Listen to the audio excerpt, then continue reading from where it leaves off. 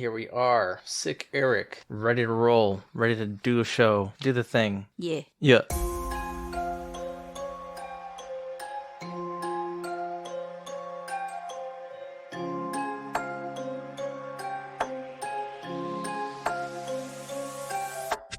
Welcome back to the Shaken Not Scared podcast. Here with you as always, your hosts, Erick and Vivi. Today we're going to be talking about the 2019 film Midsommar, directed by Ari Aster. Before we get into that, how are you, Vivi? I don't know. I feel like I've just been taking care of you and Loki because you're both sick. And working. I'm tired. Well, how are you? I thought I was going to come on here and talk about how my tattoo went, but obviously I didn't have a chance to do that because I've just been sick. I don't know what I ate. Something fucked my stomach up, and here I am. I mean, we don't got to give the details. But I didn't say I shat. My stomach feels bad.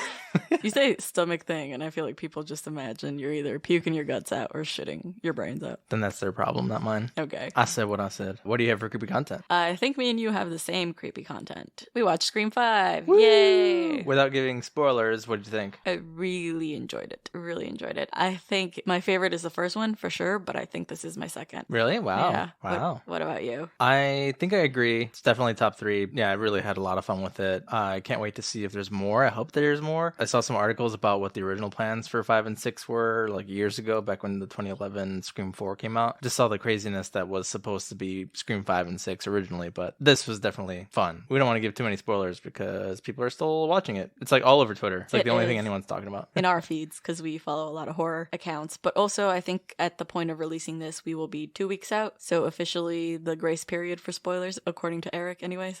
Yeah. Well, we'll get to Scream 5 when we get to that in the timeline anyway. We haven't done Scream 3 or 4 yet. Yeah. We watched them in preparation for 5. I guess that's also creepy content. That's true. Yeah. I guess we watched Scream 3 and 4. In one night before we went to the premiere. I'll hold my thoughts until we cover them. Same.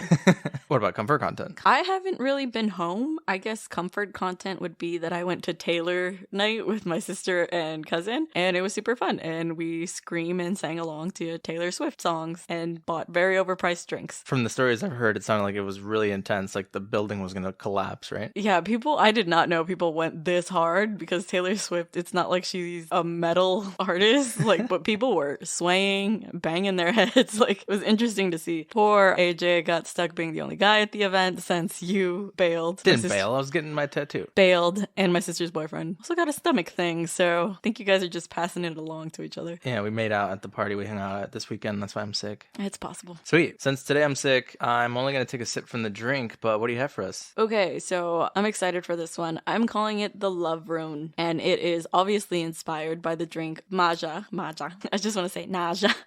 But is that the way they pronounce it, or is it Maya? They say it Maya, but it's Maja. Yeah. The drink that Maya gives Christian that is noticeably darker than the rest of everyone else's drinks, and he still drinks it. Well, I was reading some stuff for Fun Facts today, and it was like, if you don't pay attention, you won't notice that Christian's drink is more red than everyone else's, which implies menstrual blood was put in his drink. And I'm like, no one knew that? Isn't that the point? It felt very obvious. Yeah. But yeah, maybe some people missed it. I chose to do a lemonade gin drink because gin tends to be a very flowery spirit, and added rose hibiscus syrup to give it, all the flowery vibes of this movie. It does smell floral. Good, that was the goal. That's good. It's That's good. No, that's good. I like that. You actually like it. I thought you were going to hate it. You say that for any time I say anything to your drinks. I always think you're going to hate my drinks because I do tend to make them a little sweeter. Because that's your jam. You taste a lot of that gin. My goal was to make it strong since they're tripping balls this entire movie. Oh, so is it heavy on the gin? It's almost equal parts gin and lemonade. Ooh, love that. Wait, what made it red? Hibiscus rose syrup is red. Oh, cool. This is pretty tasty. I'm going to give it a 4.5. I would give it a 3.5. Yeah, it's just strong, so I would just do one of these and then switch to something else because you'll get a hangover. Straight gin. Ugh, I don't think gin is meant to be drank straight. I feel like I have in the past. That's disgusting. Is gin on the rocks a thing? Maybe. I don't know. I don't know. I'll look it up after this. We should know this. We're a drinking podcast. Are you ready for some fun facts? I'm excited for this because I wonder if you were able to find facts that I don't know already. No pressure. Yeah, this sucks. Why did I do this? You know what? This is not fair. I heard you listening to a video that was like, top 20 things that you would miss in Midsommar yesterday. You're watching all these videos. Yeah, to be more educated. It's not about fun facts, though. It's like themes in the film. Gotcha. Although the movie takes place in Sweden, the film was actually mostly filmed in Hungary. The entire set was also built from scratch. Ari Aster and production designer Henrik Svensson went on a trip to northern Sweden visiting old farms that they recall were covered in paintings. These inspired the paintings that we see in the film. I did know the painting fact, but I did not know that most of it was filmed not in Sweden. Even the U.S. shots weren't done where they say they are. I think they say they're in Minnesota and New York, and most of them were done in Utah. The lies. Does it snow like that in Utah? There's mountains. Oh, okay. I don't know. I always think of Utah as like just dry desert. No one's going to give a shit that it's in Minnesota or Utah or New York. I don't know. Somebody might. Why? If they do, then they need to go somewhere else. Utah. Yeah. Much of what we see about the Harga and their rituals was made up by Ari Aster, even creating a 100-page Bible of sorts to abide by. However, that doesn't mean he didn't pull inspiration from actual historical research. For example, the love spell is something that was inspired by his research. I thought he collected from because Midsommar festivals are a real thing, so I thought he collected from a lot of different European cultures on this film. Yeah, but as far as like the rituals and things like that go, they're not just like killing people, are they? I think that was a question that people had after viewing this, because they kill 9 people and they say they have the Midsommar festival every year. If this small little village was killing 9 people every year, they would easily be detected. But no, the 90-year solstice is the one where they kill 9 people. Much harder to track a pattern.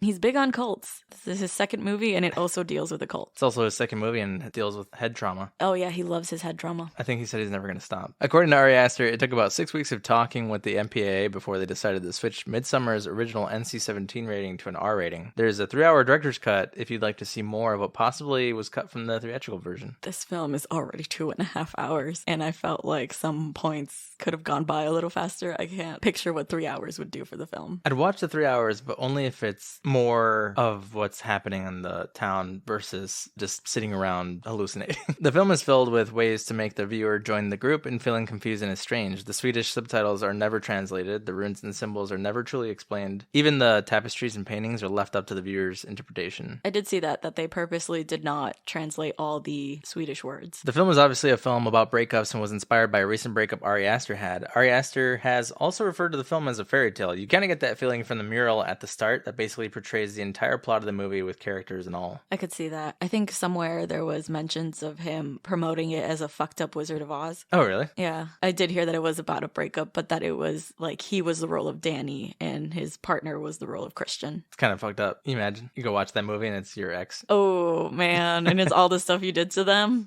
And then they burn you inside a bear. But that's all I got. I mean, I have other stuff. Maybe I'll bring them up when we talk about the movie. Maybe. In that case, are you ready to give me a speed run? I'm not. 1, 2, 3, go. Okay, so we're introduced to Danny, and she's emailing back and forth with her sister. Her sister's not responding. She's trying to get a hold of her parents. She calls her boyfriend. Her boyfriend's hanging out with his friends. His friends are saying that she's toxic, and he's like, I don't know, gotta be nice to her. She ends up finding out that her family was killed by her sister because she left a really scary email.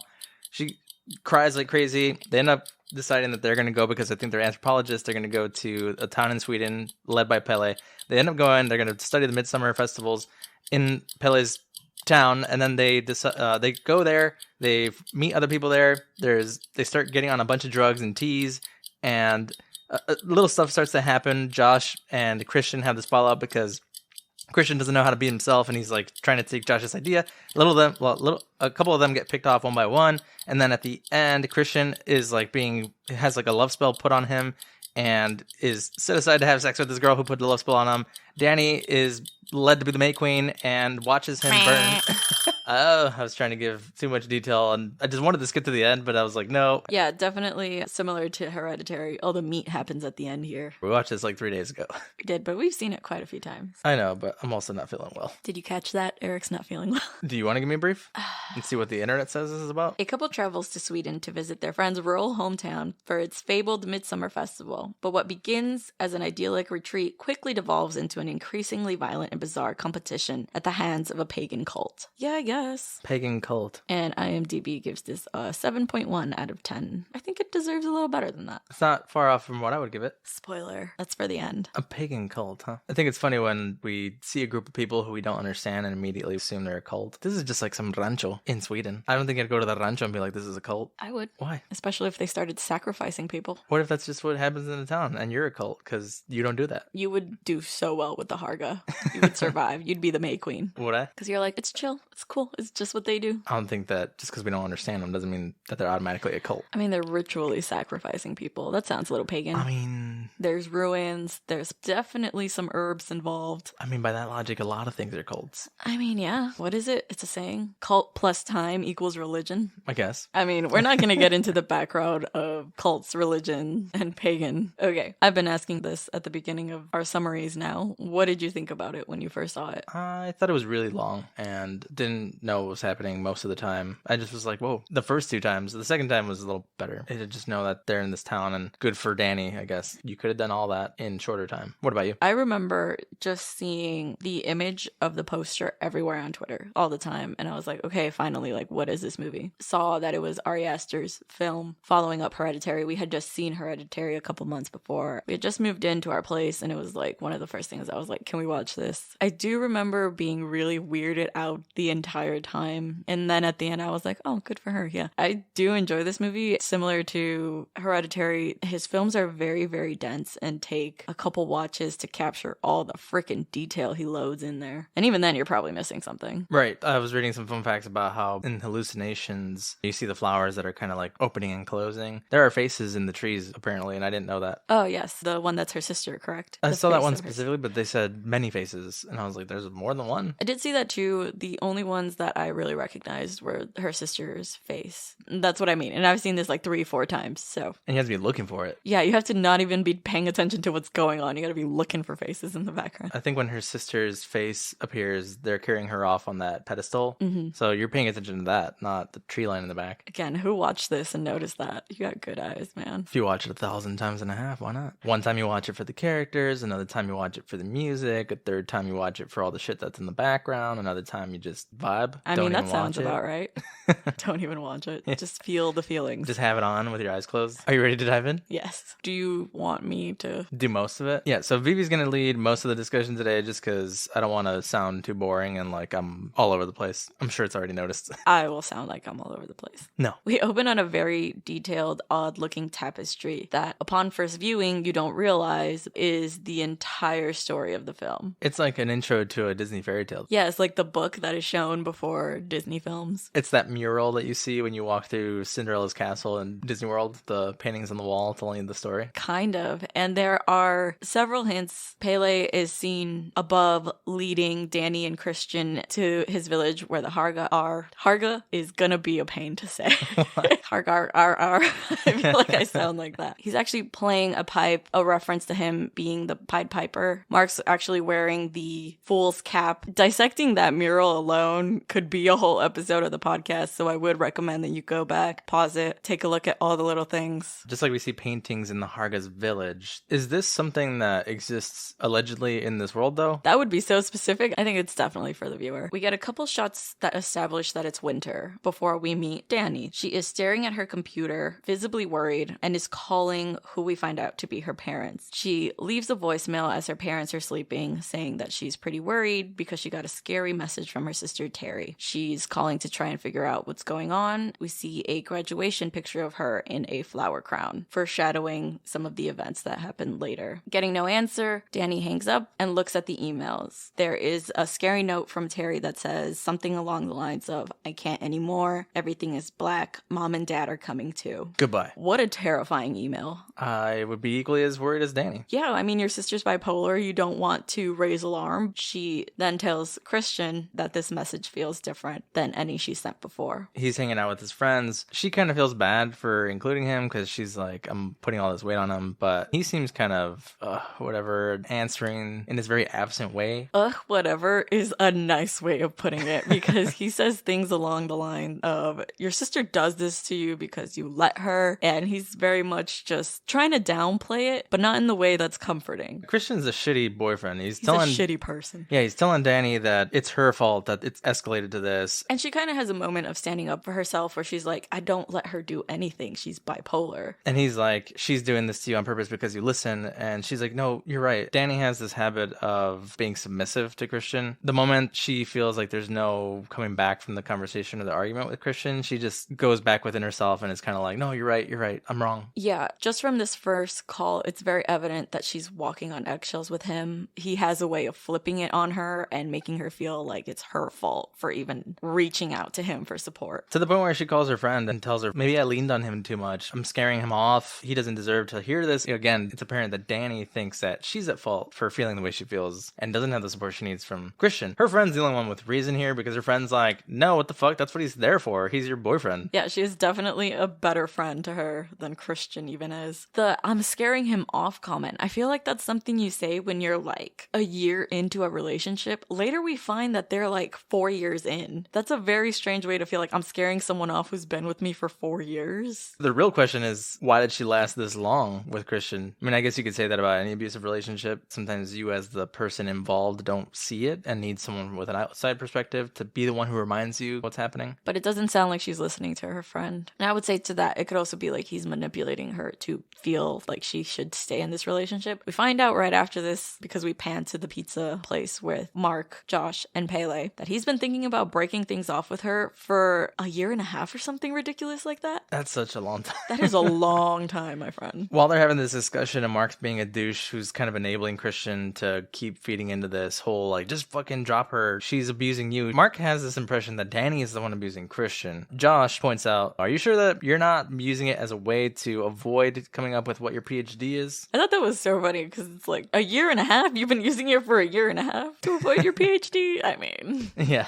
Josh is probably the one that deserved all this the least of all the friends. Of the friends, okay, but he was very pushy. With the Harga, I mean, that was his fault. Of his friends, he was probably like the least shitty. Yeah, he was definitely just there to do his work and mind his business until he didn't. They make this weird comment when the waitress comes by and drops the food off. I think she makes eye contact with Christian, and Mark's like, look, see, you could be impregnating her right now. You're right. I'm not going to go impregnate anyone else. I want to stay with my girlfriend. That's a lot of work, actually. Never mind. Pele also comments, don't forget about all the Swedish women that you could be impregnating when we go in June. This is the first time we hear that they're about to go take this month-long trip to Sweden. It's a very interesting choice of words, and it is on purpose. But Danny calls again, and Mark's like, she's abusing you. She needs a therapist. And he's like, she has one. And he's like, well, why isn't she calling them? And honestly, all Danny has done is call her boyfriend twice, and Mark's acting like it's the most abusive thing a person can do. Call you. You call me once and immediately start yelling at me because I didn't answer. On the first one. Abuse. That you answered. I'm yelling at you that you didn't answer. But we hear Danny just wailing, no, no, no, on the other line. We pan back to her family's residence, and we find the fire department entering the home. We see them turn off a car and follow a tube that Terry has taped to her face along with under the door of her parents' room. Her parents went peacefully in their sleep, but when we pan over to the scene in Terry's room, it's pretty gruesome. It's like she threw up in her mask and one of her eyes is kind of gray. Yeah, and apparently the vomit on her is a call to the exorcism because it's pea green. Oh. I would not have guessed that. I mean, that scene's very grayscale, so I wouldn't even know that was a color for the puke. Behind her sister is the unopened emails from Danny. Suddenly, we're back with Christian walking to Danny's apartment on his way to comfort her. This is the most awkward way I've ever seen anyone comfort anyone. He is like not sure how to hold her. He looks over it already. What is wrong with you? Almost like into his face, he's like, oh, this is another stunt you pulled to inconvenience me. I don't know. I hate him so much. Make this the Hate Christian episode. We got another boyfriend hate episode. We get the title card for Midsommar. Midsommar, however the fuck you pronounce it. I've heard so many. Midsommar.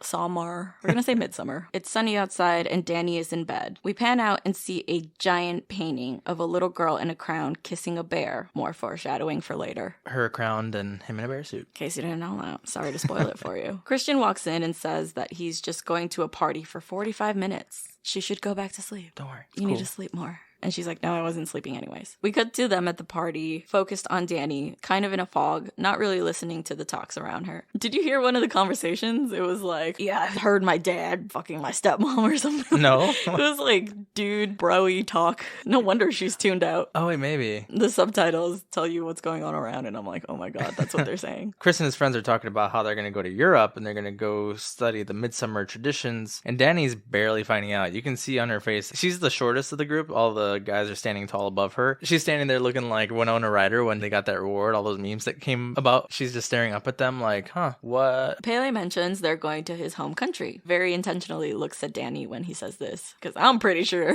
he's gathered that she didn't know about this. Danny immediately turns to Christian, who says they were just thinking about it. They weren't going to do it. And we get a super awkward ride home. As they enter Danny's apartment, we get an awkward confrontation. It is again one of those scenes where Danny is the one we are focusing on, but Christian can be viewed from a mirror. I believe he did this in Hereditary too a couple of times. I think I saw that Ari Aster likes to use mirrors because it's supposed to be a reflection of the person, how they feel inside versus what they're portraying. He quickly makes her feel like shit for asking. He's like, I wasn't thinking about going. And she's like, no, I know, but like you didn't tell me. I just would like to know. And he's like, what? I did. I told you today. She's like, okay, but I'm just surprised that I'm barely finding out about it. Makes her feel like shit for asking. Yes. It's funny because he's like, I was just thinking about it. She says, you already have tickets. And he stays quiet.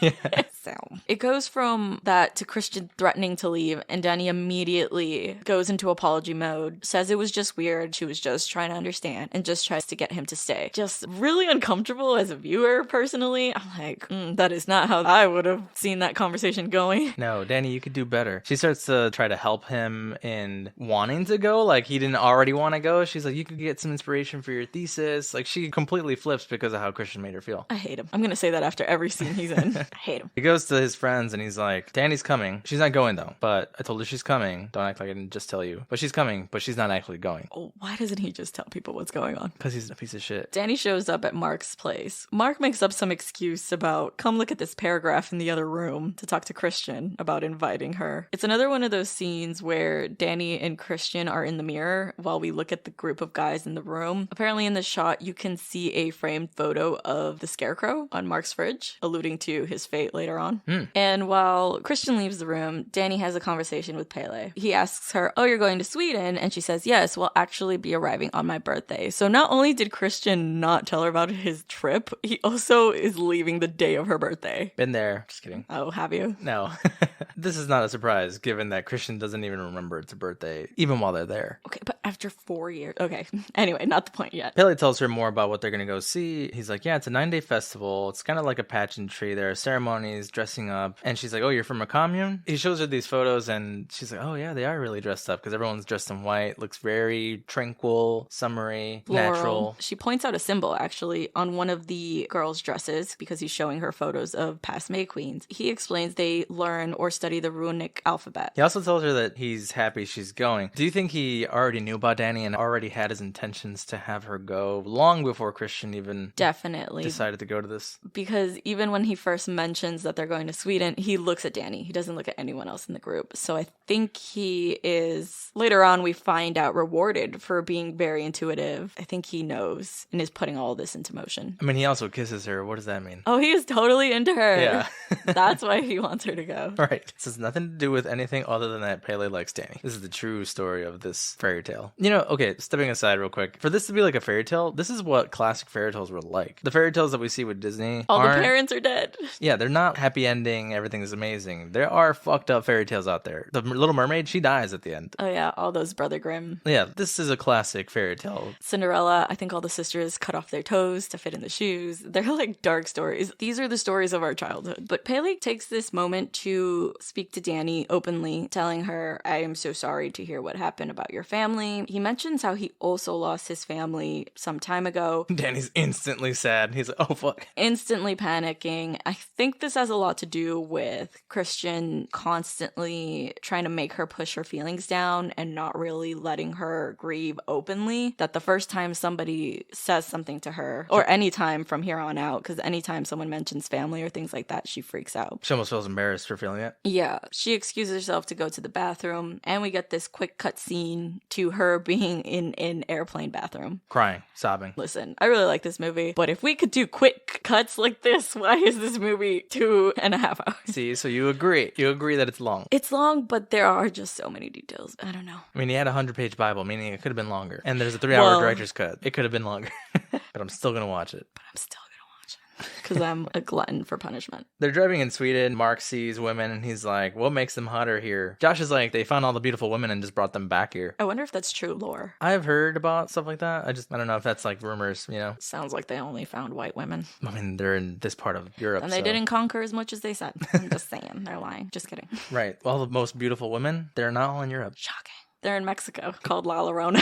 Oh, she's the hottest one. That's why she's crying. She's crying because she won't be left alone. But all the men looking for her. I would also cry if men didn't leave me alone. Yeah. We enter the upside down in this frame. Oh, because it like goes like that? Yeah, it hovers over them in a scene very similar to The Shining when they're arriving at the Overlook Hotel, but then it flips upside down. I wonder if this is to symbolize they're now entering a world where their rules don't apply. Things are upside down. That's kind of cool. I was just like, oh, cool camera effect, upside down. Cool shot. They're driving for 4 hours and they finally make it to this field. They meet Ingmar. He introduces some of his other friends, Simon and Connie. This first stop in their journey is funny because it seems like it's just get high before you even enter the commune. Danny is the one who points it out and is like, yo, chill, I'm just trying to get settled first because they're trying to hand everybody shrooms. Immediately. Shrooms, not even just like, hey, here's some weed. Some edibles of weed. You might as well have started asking, you want some LSD? You want some cocaine? You want some fucking... Just the hard You want stuff. to end your life right now? Mark has this weird issue with them not taking all the shrooms at the same time. It's a thing. Okay, but Mark's such a baby. He is, because he's the one who trips the worst. He is. I was like, dude, if anything, you needed someone sober because you are freaking out. We assume that the Harga are not doing it with them, right? They are. Are you sure? Because Ingmar is acting nice and natural. Well, they're fucking... Shrooms all day? Shrooms all day, every day. It's probably like weed to them. You said shrooms all day, every and day. I you did smoke the... thing, yeah. Well, they drink it in tea. Hold on, let me do the tea. Pele does He does it take with some, them. and he does seem like to have the effects of it. Okay. This scene's kind of cool, though. Mark's, again, having his own fucking show, but Danny is in the middle under the tree, clearly feeling it. She looks down at her hand, and the grass is growing through her hand. Because Pele's like leading their trip, trying to say like, look at nature, it all breathes, and then the trees start to breathe. But Mark says something that I found really funny when other people are on their way over to them. He's like, new people, I don't want new people right now. And I'm like, that's me all the time. No shrooms. No shrooms, just all the time.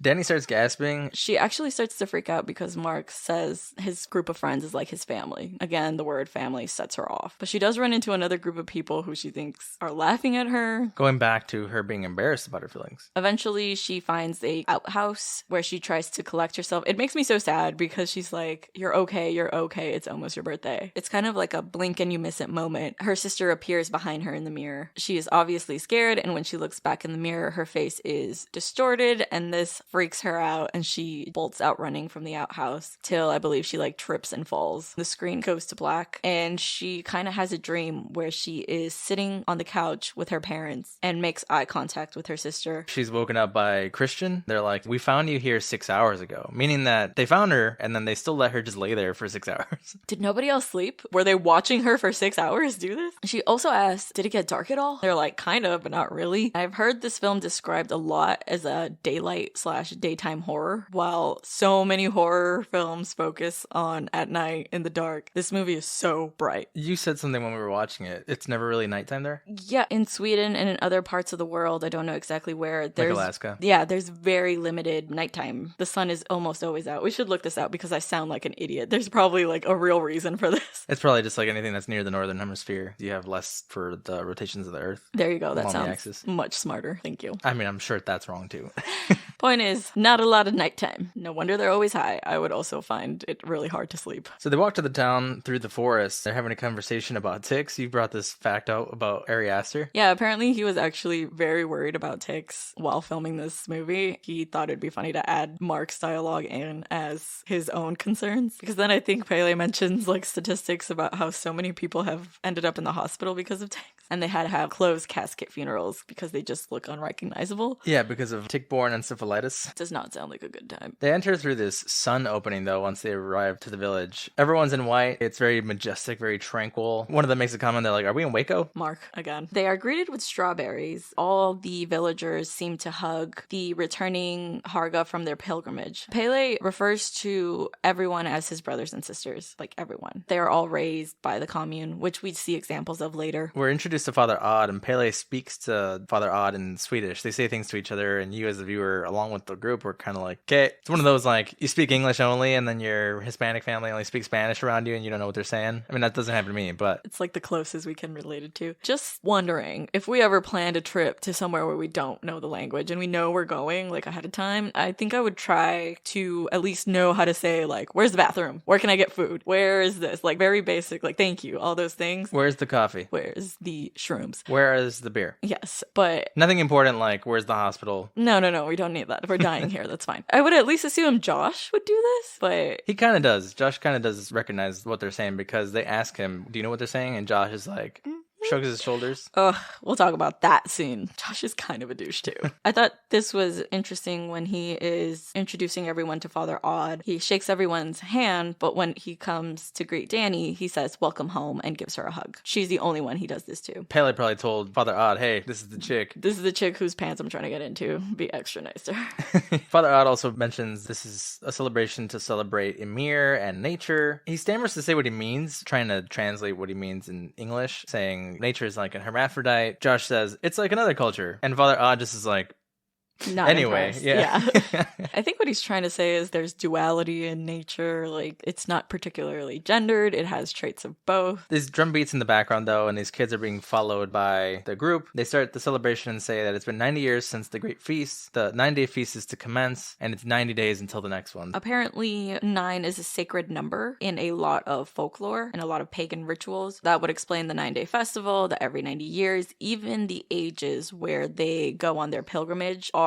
multiples of 9. That just goes to show you how much they're really digging the number 9. Mother Civ is a matriarch of this village. At least she is in charge of announcing everything that's going on with the festivities. They give a torch to this old man and a woman. They say, this high fire is not hotter, no higher. And she yells, spirits back to the dead. It's all stuff that you're like, what? What on your first watch, but comes into play later. We cut to a kid just painting. He is smearing paint all over a book. Josh later describes this kid as the disabled, and we find out he is a purposeful product of inbreeding. The next scene we get is Maya in the mirror. She does this thing that a lot of the Harga do, which is a sharp breathing in the mirror, and then walks out. Did we find out what that is for? I don't know. We breathe like nature does? Possible. Later they all kind of do it in unison, so... The group just sits around and the people are dancing. They're like, you should join. I think it's Mark that says, what are they playing? Pele says, Skin the Fool, which is an allusion to later because Mark is the one that is skinned. That's true. I thought it was Simon that asked that because he was like, charming. Maya playfully kicks Christian, and Christian's response is to ask if anyone can join the dance. Pele says something along the lines of, you're an American, just shove your way in there. And Josh and him go join the festivities. Danny is looking though because she notices that Maya and Chris are making heavy eye contact. How would she not? It wasn't subtle. It She was like not kicked the subtle. fuck out of him. Yeah. Danny just lets him get away with way too much. Don't be looking at people. Pele takes this opportunity and is like, hey, happy birthday. He hands her a drawing that he drew of her and says,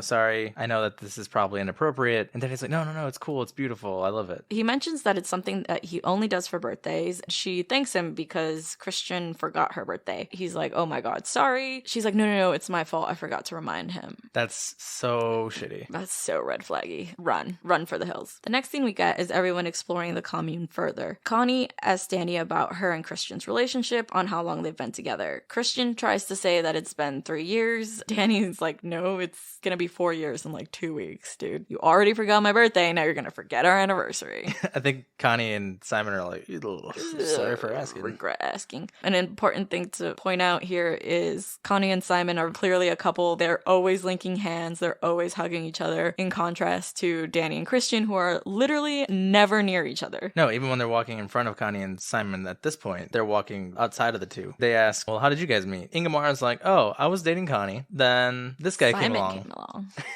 And Connie's like, no, we went on like one date. And he's like, oh, my bad. We were deciding to be friends, and Simon came along. Yeah, Ingemar's whole story is like, whatever, I don't give a shit. I'm here to kill you. Actually, I think the opposite. I think Connie rejected him, and so he brought this couple here to kill because she rejected him. It's just all a petty revenge story. Yeah, but then he later volunteers to kill himself in the temple. He knew what he was about, okay? It was all for the drama. This girl rejected me, gotta get her gone, but also I'm too embarrassed, so I'm just gonna sacrifice myself for the village. All too. He takes this moment to mention that Connie and Simon are actually engaged. Everyone says congratulations, and Simon, in a very deep voice that does not match his face, says, yeah, actually Ingmar is going to officiate the ceremony. And Danny's like, really? And he's like, nah. Yeah. I don't think that Simon likes Ingmar. Christian points out in this moment the temple, they're like, oh, that's a sacred temple, no one's allowed in. Ingmar tells Connie and Simon, I want to show you the Ratvalta. Pele tells the rest of the group he's going to show them where to go for sleeping at night. When Ingmar brings Simon and Connie aside, they notice that there's a bear in a cage. Simon's like, so we're not going to talk about the bear in the cage? And Ingmar's like, it's a bear in a cage. What else do you want me to say about it? We get the visual of the tapestry. Connie asks, oh, what's this? Ingmar simply says, it's a love story. In this tapestry, we see a young woman fall in love with a man. She has heart eyes, basically, goes and picks a bunch of flowers, puts these flowers under her pillow, and dreams of her relationship with this man. The next day, she cuts off some pubic hair, a very zoomed in tapestry of the vagina. Like the one where she's cutting her pubes from far away wasn't enough. They had to zoom in. It wasn't clear enough. Don't cut off your actual vagina, just some hairs. Maybe that's happened before, so they're like, we got to get a close-up here so they know what to do. Well, that's true. If you're watching this only one time, people are going to walk out of that theater like, did she cut her lips? Fuck. Oh, Jesus Christ. Along with cutting off a couple of her pubic hairs, she menstruates into a cup. The next scene is her feeding this young man, essentially her menstrual blood and her pubic hair. He is hypnotized and in love with her, and the final tapestry is them getting married with the girl being pregnant. Again, one of the examples of Ari Aster just telling us what's going to happen in this movie. I think that is probably the main difference between this and Hereditary, where we were completely shocked with Hereditary. And this story literally tells you everything that's going to happen. But you don't know that on first watch, I guess. No, you just think it's all there to mess with you as a viewer. They're in the sleeping area, and there's scriptures all over the wall. Pele mentions people who sleep here until they're 36. They're the younger ones. Those who are older then move to the laborer's house. Life is like the seasons. They ask, well, what does that mean? They're like, you're a child until you're 18. That's spring. You then go on your pilgrimage between 18 to 36. That's summer. Between 36 to 54, you are of working age. That's fall. And at 54 to 72, you are a mentor. That's winter. Danny's like, what happens at 72? Pele just kind of makes a gesture, cutting his head off with his hand. Him and Danny just kind of laugh. Well, because she doesn't actually think he's serious. Well, no, but he's being honest. As Danny is exploring their sleeping quarters, we can see Pele and Christian having a conversation where he is basically telling Christian, hey, you forgot her birthday. And he's like, fuck, did she say anything? And he's like, no. Like, he's very defensive of her. They're interrupted by Danny asking, hey, are these pictures of the May Queen? She asks, who are the May Queens? And he's like, it's a dance competition. The winner gets crowned. They're interrupted by Inge. I'm sorry if I'm mispronouncing her name. But she comes in to tell them that the kids are watching Austin Powers if they want to join, and kind of makes prolonged eye contact with Mark. They have electricity? They have Austin Powers? I like how that's the movie you choose. Christian takes this moment to pull Danny outside, where a group of women are rocking a baby to sleep in unison. To me, that's just like the literal visual of it takes a village to raise a child. I'd also ask, why are y'all doing it here? I mean, it doesn't seem like they have a lot of seating area, private homes or things like that. Oh, that's true. He tries to surprise Danny with a piece of cake and a candle, where he struggles to light it and sings happy birthday to her awkwardly. And she's like, no, it's fine. Forget it. Don't worry about it. No, it's cool. And he doesn't. He just keeps trying. Yeah. He says she should be upset, expecting her to be mad. And she's like, well, I'm not. And I think it's just her just being 100% done. I also saw somewhere this scene can be interpreted as the flame between them going out and them struggling to keep it on. It's not exactly a subtle thing. I figured it was that. Yeah. They're getting ready for bed. There's a baby crying, and they put flowers under the baby's pillow. From the tapestry, we noticed that it's just to say, hope you have good dreams. If we're wrong, let us know. There's mention of the first big ceremony tomorrow, the Atestupa. They're like, what is that? I think Pele is like, it's too hard to explain. Christian tries to look it up. He doesn't have signal. He turns to Josh and is like, do you know? And he's just smirking. Doesn't say anything. What a bad friend. Warn them, especially knowing what Danny's gone through. Look, Josh already doesn't like Christian, so I see why he was addicted to Christian. But, okay, that's not Danny's fault. But Danny says, is it scary? And nobody answers her. What I find funny about this scene now watching it, we watched Norseman. One of the opening scenes, I think, is where they're debating doing an Atestupa. It's really funny. I can't even describe it. Just go watch that scene. It makes this scene less scary when you're thinking about that one. It's the honorable thing to do. And he's like, no, it doesn't seem that honorable. You do it if it's so honorable.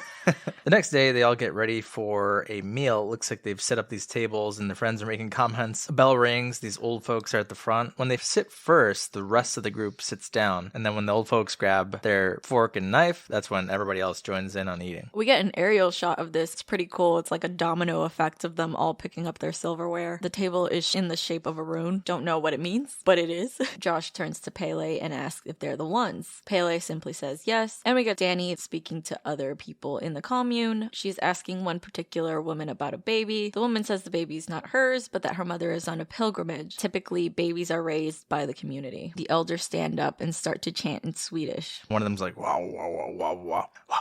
The community then does a toast, and the elders are carried away on their chairs. Everyone's at the bottom of this cliff. The old folks are being carried up to the top. Josh asks about the Ruby Raider because Civ is holding the book. He's like, can I read that? And they're like, no. The elders are getting the palms of their hands cut and then dragging them along these giant boulders that have runes carved into them. The woman goes first. She raises her hand to the sky, and it's this really theatric scene where you get an above view. It's also a very extremely bright scene that slowly you realize what's going to happen along with the group. You can see that in Danny's reaction. She starts to panic, but it's too late. She throws herself off the ledge and everyone is in shock. Danny does, however, pan over and see that Connie and Simon are freaking the fuck out. They also zoom in on the lady's smashed face. It's disgusting. Like you said, he loves his head trauma. I hate it. I don't think I will ever get used to that in his films. I'm just like, I don't want any. You got an eye over here. You got a skull half broken. It's so gross. Some tongue. But the man is set to jump next. He jumps legs first. I know that this is so that they have to go smash his face, but why? Why would you ever go legs first? You're more likely to kill yourself immediately landing face first. I remember the first time we watched this, I didn't even think of that, but as soon as he jumped, you're like, why would you do that? He breaks his legs and stays alive. Everyone's obviously in disgust, people who are not Harga. They then take turns with a hammer to go finish him off. I think because the old man just smashes his leg and doesn't die, he starts screaming in agony. The Harga starts screaming in agony with him. It's like this theatrical your pain is my pain thing that we'll see time and time again. They're followed by the hammer, and they repeatedly smash his face in until he is dead. Everyone takes turns. It's a community event. Simon is pissed and he's like, fuck this, you guys are fucked up. Mother Civ approaches, asking Ingmar, like, didn't you tell them what to expect? She then goes on to explain that they view life as a cycle, and that this is better than getting old and wasting life. I don't know how I feel about that. Like, I totally get not wanting to get old and just wither away and having people take care of you. With this feedback, though, we get into that gray area where it's like you start to question the beliefs of others, because they're saying it in the way that, you know, you end your life, but your life doesn't end there. We see it as a cycle because maybe her name was Maya. That baby that's over there in someone's arms is now Maya. The reason I say it's like hard to question these things is because we've seen this before, where it's like we might not think that the traditions of others are reasonable to us, but to them, it's the world. She's like, these people were pleased. They're pleased to do this. She goes as far as to say that when it is her turn, she will be happy to do the same. Yeah, it's kind of not the best way to go. Yeah. What if there's just like a giant group of people though? What if like everyone's just old all on the same day and they're like, all right, we gotta like drop 30 bodies. Oh my god, that's true, because Pele mentions the sister he has that has the same literal birth date as her. So what if they're just like two of many? They're just like, let the bodies hit the floor. Yeah. It's like 30 of them coming down. Danny justifiably is very upset and goes off to cry alone. Christian tells her to go off and collect herself, that it's okay. Chris goes and finds Josh alone in the sleeping area. He's like, are you okay? And he's like, yeah, why wouldn't I be? I already knew what was happening. He did! You didn't? He totally knew what was happening and did not warn anybody. I can't get over that. Chris tells him, I've been thinking about something and my thesis. I want to do it on the Harga. And Josh is pissed. He is more upset about this than the death of two people he just witnessed. Yeah, he's like, it's unethical, it's leechy, it's lazy. I'm not surprised. He tries to tell Josh, you're not doing it on the Harga, you're doing it on Midsommar. I'm doing it on the entire community. And Josh is like, this is my passion. It's not just something that I'm barely getting into. I also find Josh very odd because he's intrigued to the point of being disrespectful to this community, which comes to bite him in the ass later. But then also, do you need to be respectful of a cult that is ritually killing people? Again, going back into that gray area of trying to judge groups for what they are. Isn't that the whole reason they got rid of us and our indigenous religions? Yeah, and now we're not cool. Exactly. I'm just saying, they said that we were savages and then they brought Christianity onto us, which was so much better. You ever heard of the Inquisition? aggression. I want to talk about savagery. I'm sure Josh, knowing Chris, he's realized that Chris gets everything he wants and is manipulative. He's seen his relationship with Danny. And this is the first time where he tries to manipulate another person and it just kind of doesn't work for him. I mean, it kind of does. He just decides to leave the conversation. He's like, I'm going to do it. If you're open to collabing, that is that. And he just leaves the room. Chris immediately turns into a fucking snake after this, though, because he starts going behind Josh's back and asking for things. Oh my God, when he makes that comment later, like, oh yeah, I let Josh do the thesis on this too. Oh my God, I hate him. Just the language, manipulative language that he uses is a pain. I fucking hate him. But the group is talking about what just happened outside. Mark is upset that they let him sleep through the Atastupa. Connie and Simon are planning to leave first thing in the morning, and that is already too fucking late. Right, I'd leave then and there. That second. Pele tells Josh that he can't say anything about what happens there. They're like, no names, no places. And Josh is like, please, I won't. Pele is bothered and he's like, all right, look, I'll go talk to the elders and I'll let you know what happens. But really, he's trying to make his way back to the sleeping quarters because he catches Danny trying to pack and leave. He calms her down by trying to say that he's aware of her loss and what is going on. She's like, it's not even about that. I just saw two people unalive themselves. Honestly. He's like, no, but I do know how you feel. This is like the one moment that Pele is not reading the room. And he turns it into another moment where he lets Danny have feelings and then immediately says, Christian's my friend, but does he feel like home? Does he make you feel held? And he's holding her hand like really tight. And it's just kind of a tense conversation that was originally about something else, but now we're here. Do we still think that it's good for her, though, for her to be in this codependent relationship with Christian to then join this other version of a codependent relationship? Because I feel like Pele may have been nice to her, but he's got this manipulative backstory too that doesn't necessarily mean it's better for Danny. Yeah, so I've actually heard quite a few theories about this. People essentially argue that this isn't a good for her film. Danny enters another codependent relationship, not with Pele, but the entire cult. So she goes from one abusive relationship to another. You yourself, as a viewer, are brainwashed and initiated into this cult in the same way Danny is, into thinking that Pele's good for her, not into thinking like what's going to happen afterwards. You're just in the moment of she found acceptance and you feel good for her. I'll just have you know, I thought Pele was manipulative too, even though he was nice. I mean, yeah, she's being manipulated by a cult. So he just kind of mentions he was also left an orphan, but he never felt that way because he had the village. For this reason, he was most excited for her to come. In the next scene, they're burning the old folks. Burning the old folks. Burning the old folks. The fire kind of phases in this artistic style to Danny in a field. I thought this maybe was symbolic too, because it was like Danny's burning her old self and becoming this new person after Pele had this discussion with her. And it's not the last time we see this sort of fire transition. Apparently her last name is also Ardor. Yes, its origin means fire. In Spanish is burning. So there you go. Yeah. Subtleties. She goes up to Chris and asks Chris, like, are you not disturbed by what happened? He's like, yeah, but anyway, I'm trying to keep an open mind about this. What's so funny, it's almost like Christian's the one willing to be initiated by this cult immediately, and Danny's the one they want. Is he willing, though? I think he's just being a fucking snake. I think he's willing because he's into Maya. Right. Yeah, he's in there for the pants. For her pants. It's cultural. And she's looking at him like, what the fuck? Yeah. But it's nighttime, and Danny asks for a sleeping pill from Josh. She sees that everyone leaves in the middle of the night. We don't know this, but this is a dream. She walks out and is like, why the fuck are you guys leaving? She sees them drive. Mark is in the back seat smiling at her. And right as she's about to scream, black smoke, like the smoke from the car exhaust, leaves her mouth. She gets all these immediate flashes of the cliff, of her parents, and her sister with the tube in her mouth at the bottom of the cliff near the rock where the other two bodies were. This is just another one of those scenes where you're faced with the traumatized faces again, full on in the screen, and you're like, oh, I thought we got past this.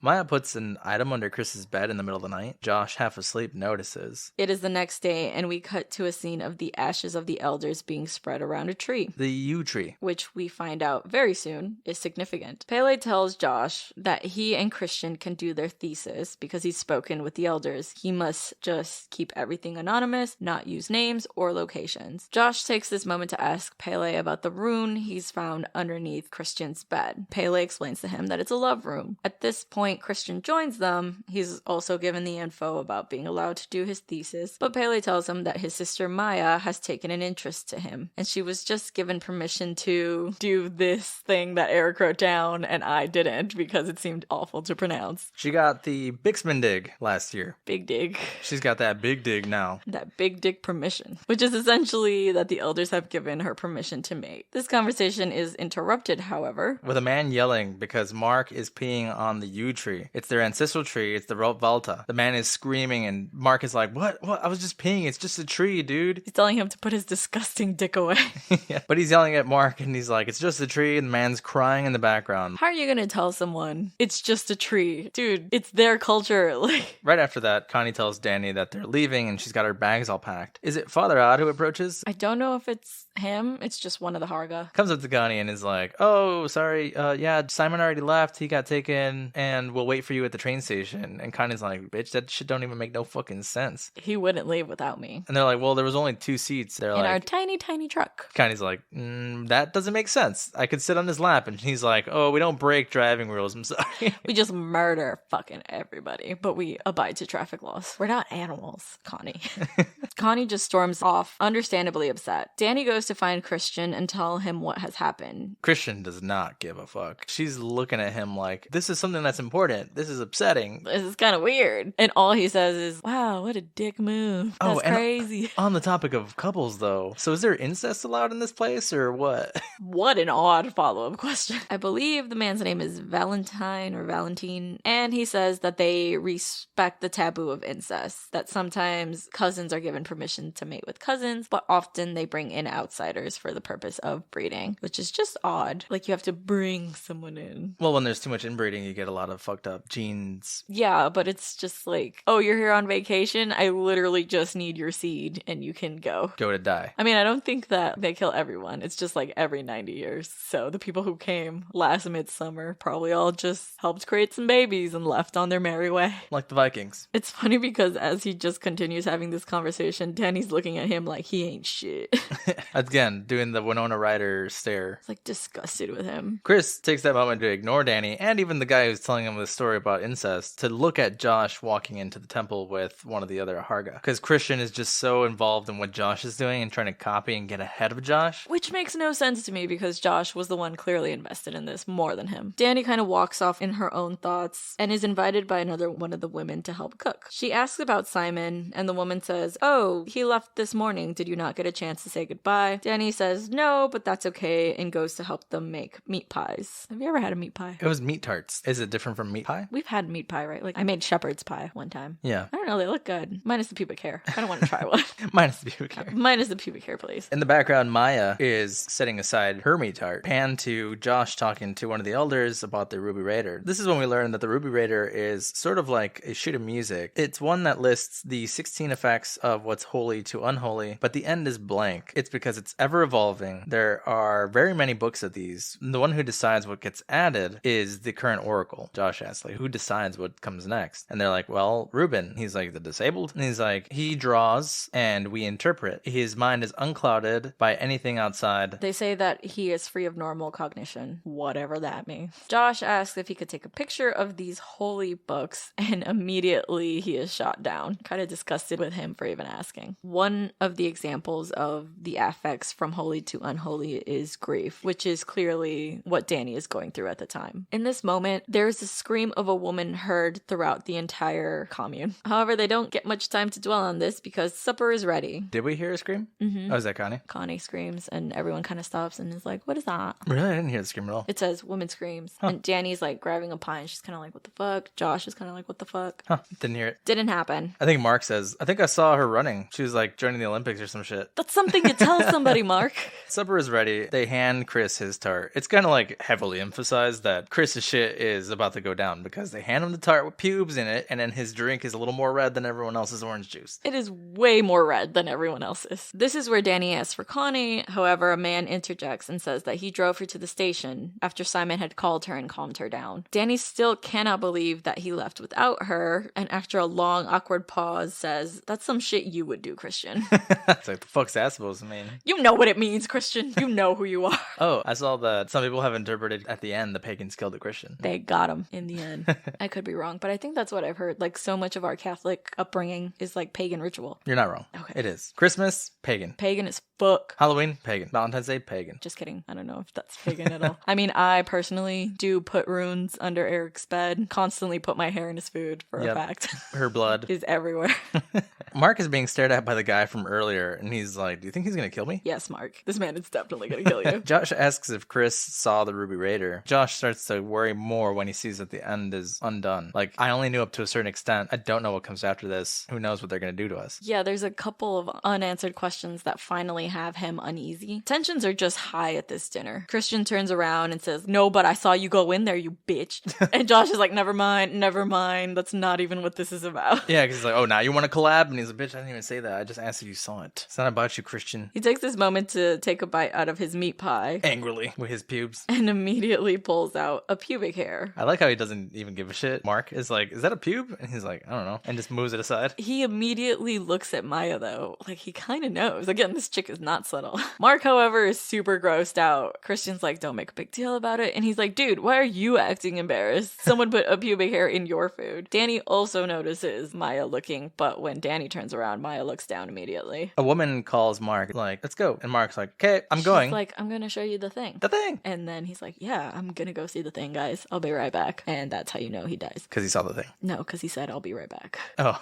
Or maybe he did see the thing. We get this prolonged shot of Josh, deep in thought, that immediately switches to night. Very similar to scenes in Hereditary where it seems like someone would just hit a light switch. Danny asks for some sleeping pills and Josh gives them to her, but he pulls his sheets over him with his shoes on. You know that Josh is about to get out of bed. Yes, I also saw somewhere that this could be a reference to the Heaven's Gate cult and how they all killed themselves wearing Nike shoes. These are not Nike shoes, I'm pretty sure, but the emphasis on the sneakers was meant to be a reference to that. Also, I forgot to point this out. When Danny's packing very quickly to leave, her bed sheets are the pattern of the Overlook Hotel carpet. And what is the significance of that? Just another reference to The Shining. Oh, okay.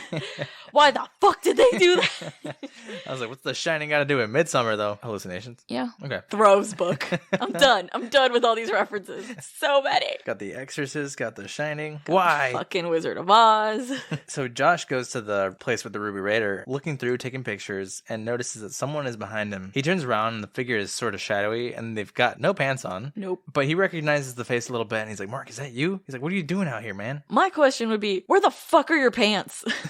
Why are you walking around like that? Well, to be fair, he was going to go see the thing. That probably happened hours ago, man. You could put your pants back up. As he's fighting, he gets hammered in the back of the head and drops. He's convulsing and gurgling and trying to say stuff. He's looked at by this figure that's wearing Mark's face. It's, again, Skin the Fool. Yikes. This is very creepy. Effectively creepy. I thought it was Ruben wearing his face. Josh then is just dragged away in blood. The next morning, the group is at breakfast. Danny seems to be the only one who asks where people are, because she is asking if anyone has seen Mark or if anyone has seen Josh. Chris is a douche and is like, I'm not really too concerned. Okay, good friend. Piece of shit. I understand with Josh, but Mark seemed like his best friend. Why wouldn't you care?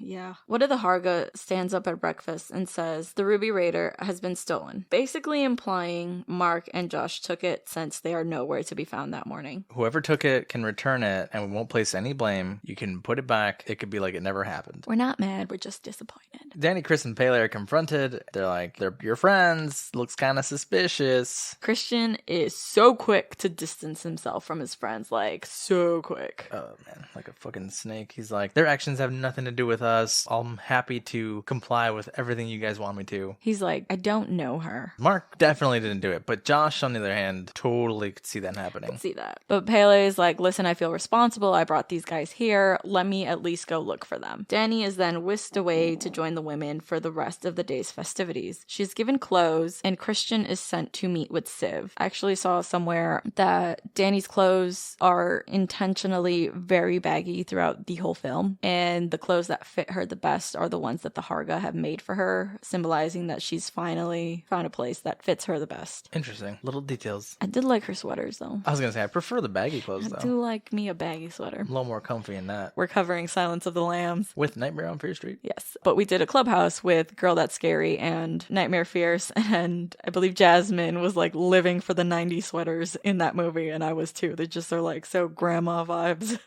Just wanted to throw that in there. You do love your grandma sweaters. I do be loving my grandma style. Especially the undies. Shut up. It's not even true. It is, though. Danny's dressed in white and is given a flower crown along with the other women. They go to get some drink. She calls it tea for the competition. But when they take it, she says, uh-oh, here we go. It's like, oh God, we're in for another trip. There's an announcement made by the lady at the front, and she says, "This is where the Black One led the children of Harga to dance. They couldn't stop and had to continue dancing until they died. Now in life, holding in defiance to the Black One, we dance till we fall, and the last one standing is crowned for her stamina." Apparently, this is a real dance. You know, with the ribbons and the pole. And it's a similar folklore. The devil made them dance till they die, and now they're dancing in defiance. I think I've heard of this. What do they dance, though? Like tamborazo? No. To flutes. I think I'd rather dance the tamborazo. Can I be high? You can be on shrooms. That seems scary. I would freak out really bad, I think. With tamborazo? Yes, not even sure. I meant shrooms. As she's explaining this in Swedish, obviously, she instructs everyone to begin so they can find out who will be crowned. All the women bow except Danny, very quickly foreshadowing that Danny will be queen. Why'd you laugh?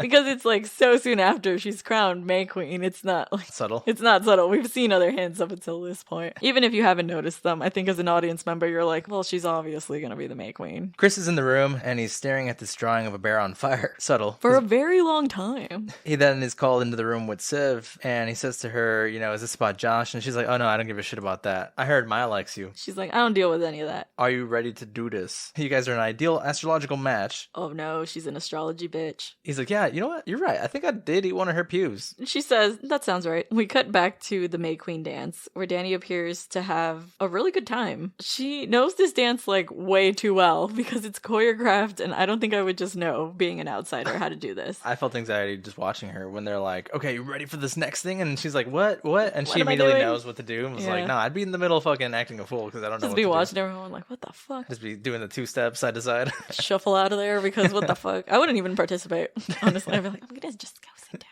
I lost, okay? I lost. I would trip on purpose just to leave. And headbutt another girl. Chris makes his way back to watch this dance. Maya falls in that instance and looks at him as she stands up. Chris is the only one of all the people who are watching that's not having a good time. It's kind of like he doesn't know what to do with himself since Danny is being so accepted and he's kind of awkwardly on the outside. Danny looks to Christian as soon as he enters. She's kind of excited. She's having a good time and he's not paying attention to her. He looks to Maya and she's like, God, you can't even support me when I'm becoming the May Queen. A woman approaches Chris with a drink. He's like, what's in it? She's like, oh, it's just spring water. It's got special properties. It breaks down the defenses and opens you up for influence. And he's like, nah, I'm good. I'm afraid I'll have a bad trip. But she's like, no, just take it. She's also kind of drugged. He like takes it immediately. He's like, all right, fine, if you insist. But the dance continues. We get shots of Danny struggling to keep up at some points. She's kind of having a hard time and having double vision. The double vision then is overlaid with another scene of fire, further alluding to Danny's name and the concluding scene with Christian. Danny's one of the last three. This girl next to her is speaking Swedish to her. She's like, I'm sorry, I can't understand. In the middle of it, the language sort of transitions between Swedish and English, and Danny starts to understand her. I think it's like one of those final scenes of full acceptance into this community. I think at first what she's speaking is not Swedish at all. I actually don't know if they're speaking Swedish among each other. They're both speaking gibberish, but because they're tripping, they think they understand each other. But as they're speaking gibberish/Swedish, all the other girls fall, and she is made May Queen. She is immediately handed a crown of flowers and I don't know what I would call it, like a shawl. It's really overwhelming because she's just suddenly crowded by everybody, and they're like, you're the May Queen! Here you go! Here's a crown, here's some flowers, and they take a picture with her, and oh my god, congratulations. But because she is still tripping, she believes she sees her parents and her sister in the crowd. Pele kisses her full on the mouth in front of everyone and says, oh my god, you're May Queen. That's amazing. I totally didn't plan this at all. Totally didn't trip the other bitches so you could win. He's in there soccer sliding to everybody off And screen. nobody sees. She's then put on a pedestal, literally, and carried while the village sings behind her. Warping starts to happen at this point, and it's pretty consistent from here on out. Her flowers in her crown start to warp. The trees are warping. I remember when I first saw it, I was like, oh man, this is kind of cool. It makes the viewer join the trip. It does. You're kind of like, am I really seeing this? She is led to a a giant table where, like before, the community waits for her to eat before starting to eat themselves. Christian and her share a look across the table, but he is also having a bad trip at this point. Is there a person on the table? They zoom in on the meat platter. There's a lot of flies on it, and I was thinking maybe it was the torso of one of them. It's possible. It's not really like focused on long enough for you to distinguish it, but that's a good possibility. Are they also cannibals? Possible, because Mark's head is the only thing that's left for the burning. Or Josh, because we only see his foot later on. And he's put in dirt like crops. Yeah.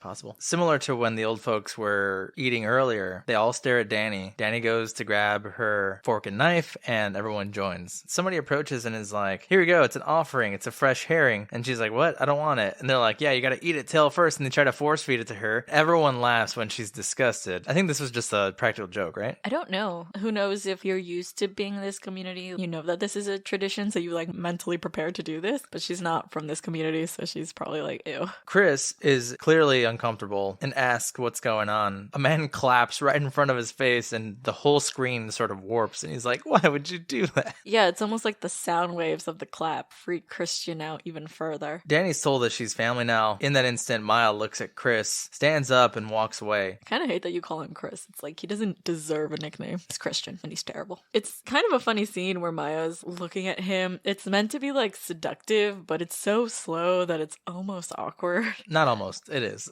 It's pretty awkward. Danny, of course, sees this entire exchange, but Christian doesn't follow after her immediately. Instead, Danny is whisked away because she is meant to bless the harvest and the crops for the year. She asks if Christian can come with her, but they tell her no, this is something that a queen must do alone. As she's getting pulled into the chariot, she sees that Maya is putting flower petals around this building. Maya's busy getting ready. It's another woman, like, setting the scene for them. Oh. Yeah. Foreplay. Sure, if that's what you want to call it. Would you call it a chariot that pulls her away? Yeah, it's a chariot. It's really odd because it's being pulled by the rest of the women who didn't win the May Queen competition as horses. Like, they are acting like horses. When she finally arrives at the destination, she is given a torch and then told what to say. The women have at this point buried a slab of meat under some rice, cracked an egg over it, and buried it in the dirt. Danny repeats what one of the Harga women tells her to say in a sing-song type of ritual. The petals lead up to Chris, and he ends up going to the building, and when he enters, he puts on this white garb. A sexy time robe for the most unsexy time ever. They give him some smoke Viagra, and he's like, what is this for? And they're like, vitality. It's so you don't lose your boner, dude, because things are about to get weird.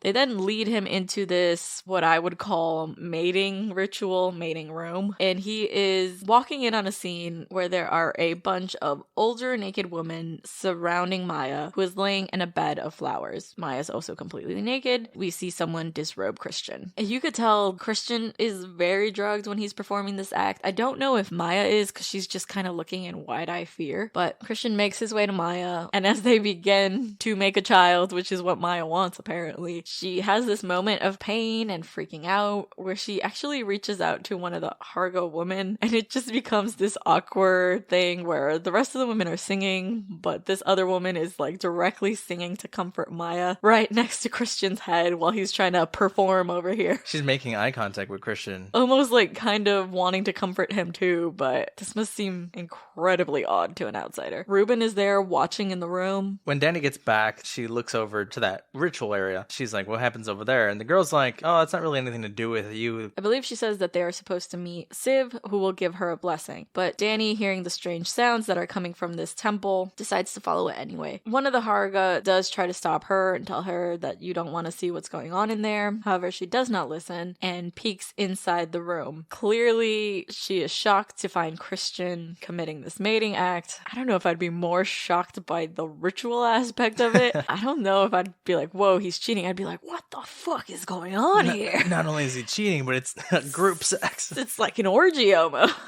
Danny is heartbroken. She gets extremely upset and tries to run away and cry again. However, the women all follow her to the sleeping quarters and don't let her grieve or cry alone. In one of probably the most memorable scenes of the movie, or at least one that is used a lot when advertising this movie, the women begin to cry in unison with Danny. And this is the first time Danny is allowed to grieve in a group and not forced to hide and run away with her feelings the way Christian has always made her do. Back with Christian and Maya, another woman has gotten impatient and is just trying to hurry things along. She just starts pushing on Christian's butt, telling him to finish. Once he's done, Maya lifts her legs and she's like, I can feel the baby. This just made me think of Hot Tub Time Machine when the girl's like, I feel pregnant.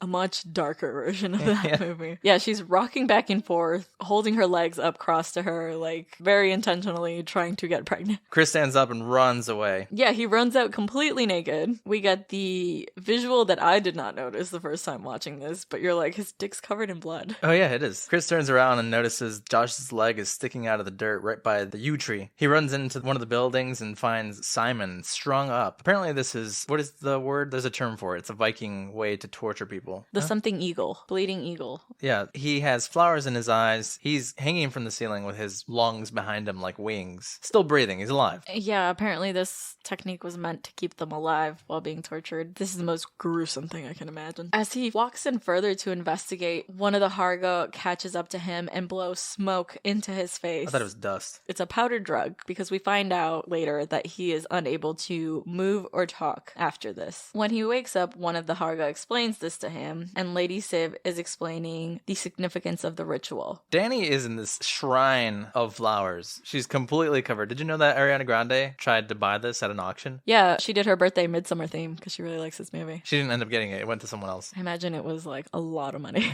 Yeah. But she's the most unhappy looking person covered in a million flowers. Siv is explaining that every 90 years, 9 lives must be sacrificed. 4 Harga, 4 outsiders, and 1 chosen by the May Queen. We cut to a scene of Maya now rocking a red lip, I guess to signify that she's no longer a virgin because none of the rest of the Harga are seen wearing makeup at all, really. I just had sex. That's basically what it says. We learned that 2 Harga have volunteered to be sacrificed, one of them being Ingmar. Pele is being honored and rewarded for his insightfulness of bringing 4 victims to the village, as well as bringing them their May Queen. Alato is drawn to select one of the Harga so that Danny can choose between them and Christian for the sacrifice. They call forward Tubrayan and they're like, make a decision. We never actually get her vocalized decision, but she looks at a paralyzed Christian for a very long period of time, signifying that she chose him to be the final sacrifice. Fuck that bitch. The next scenes we get are Connie's body, Mark's body, being wheeled into the temple that was mentioned earlier. The temple is bright yellow. It's a pyramid, very similar to the temple we see at the end of Hereditary. He just likes ending his movies with pointy temples. I don't know what to tell you.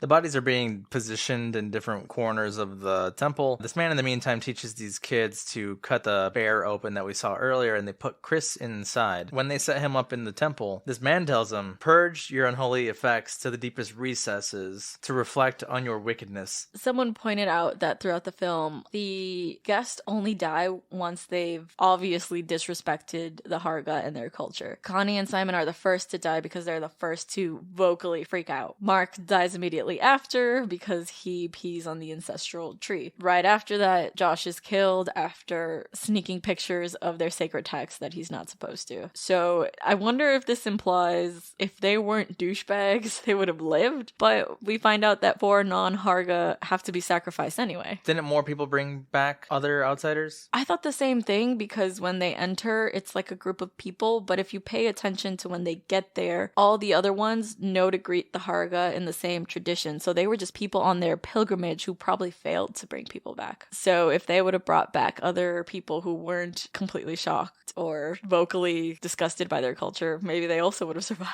The part that I found interesting is when one of the Harga goes in to give Ingmar and the other victim something for pain and something to not feel fear. It's an oil from the yew tree, I think. Couldn't have given him more shrooms? I don't know. Maybe that would have been worse. You're on fire. You would have freaked out for real. I don't know. You're freaking out regardless. Yeah, but he's like, it's for the pain. And when the fire touches them, they immediately scream. Scream, yeah. Some people say that this film is very funny because it walks that fine line between comedy and horror a lot. It's got a lot going on. Yeah. Ari Aster, I think I saw in an interview, specifically said that he finds a lot of parts of this funny. Even Hereditary. He thinks Hereditary is hilarious. Well, yeah, he made them. He's like, this shit's the best. As the rest of the bodies are set throughout the temple, we see that Mark's body has the gesture hat placed on him. The others that we saw at the beginning of the Atastupa are kind of there in spirit, dressed in a certain way. Obviously, we saw their bodies burn, so they're like kind of like dummies in their place. The one who we don't get that much of a view of is Josh, right? I don't even think I saw Josh. Yeah. So there's arguments for this movie saying that the Harga are a white supremacist cult. I was thinking that. I just wasn't sure because we've never touched on it, but I thought that the way that they were talking to Josh and Father Odd looking at him like Fuchi faced was because he was racist. I just didn't think that that was a theme in this. Some people say it is because it is the people of color who are the first to die. Christian is the one selected for mating because he is another Aryan man. She didn't set her sights on Simon or Josh, you know? Yeah. But the temple is set aflame, and I can't imagine the horror of being Christian in this, where you are powerless to do anything of what's going to happen next. He does feel pain because we hear his like muffled screams after. The Hargans are screaming in pain, and the people outside join in on the screams. Again, this communal feeling of emotions. They go in hysterics, and Danny in the front of the temple is crying her eyes out. She is wailing and coughing, and she's looking over the Harga, all in theatrics doing the same thing essentially. As the temple burns down, Danny has this moment where she breaks out into a smile, and it is a genuine smile. The first time in the entire movie you see her smile, and that is the end of the film. I really love this movie. It can be interpreted in so many different ways. You can view it as a good for her film. You can view it as her entering another abusive situation. But at the end of the day, we get rid of Christian, so everybody wins. It is really dense. So many things that you have to look out for. I'm going to give it a 9, and I only rate it less than Hereditary because I found this film disturbing, but not scary. There was definitely moments of anxiety, but there was no outright unexpected thing. Again, every tapestry lays out what's going to happen for you. So yeah, I'd give it a 9. I'd give it a 7. It's way too long. It's not really scary. I think that there's a impact when those people jump off the cliff, but other than that, there's nothing else in this movie that I would say is like scary. I'd call it more like he said, a fairy tale. One way to look at a breakup, and it would be fucked up to get caught by the Harga. Unless you were white. As a minority, yeah, I guess.